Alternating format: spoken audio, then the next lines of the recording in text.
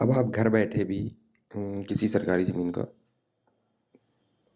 Data निकाल सकते हैं। आपको आना है यूपी भूलेख की वेबसाइट पर और यहाँ पर आते ही आपको थोड़ा नीचे स्क्रॉल करना है। यहाँ पर दिया हुआ है खतौनी आधिकारिक अभिलेख। तो यहाँ पर टाइप करने के बाद आपको अपना ज़िला चुन लेना है।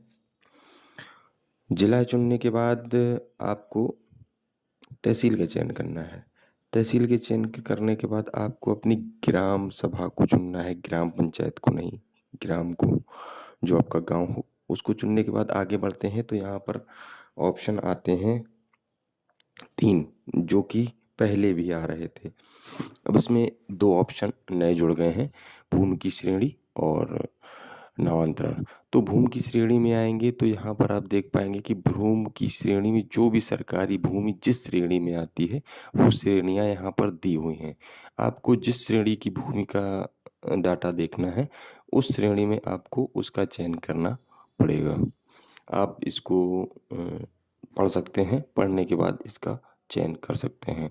हम आपको इसका एक करके दिखाते हैं। हमने नंबर 1 को सिलेक्ट किया, खोजे पे टिक किया, इसमें नो डाटा आया, मतलब इस ग्राम पंचायत में इस भूमि का कोई डाटा नहीं है। फिर हमने दूसरा चयन किया, फिर खोजे पे टैप किया, फिर भी इसका कोई डाटा नहीं है। अब चलते हैं 6 के 1 पे। इसमें जो आता है कि डाटा आ चुका है, इसमें नहर है, तालाब है, नाली है, इसका डाटा आता है। जितनी भी सारी दी हुई हैं हम उसमें से एक पे टैप करते हैं और उसको चेक करते हैं कि ये क्या है। तो हमने टैप किया है इस पे और दो पे टिक किया है तो यहाँ पर लिख के आ रहा है कि नहर का ये डाटा है पूरा। और हम बैक करेंगे अगर हमको दूसरा डाटा खोजना है जो हमको भी नहीं मिला है, क्योंकि ये नहर का डाटा था, क्योंकि बाहर उसमें नहीं लिखा होता है ये किसका डाटा है। फिर वापस से 6 के ए पे जाएंगे और सर्च पे टैप करेंगे। फिर यहाँ पर देखेंगे उसके आगे उसका जो ज़मीन का एरिया है वो भी लिखा हुआ है, दूसरा चयन करेंगे। यहाँ पर भी नहर का आ रहा है कि ये भी नहर का एरिया है।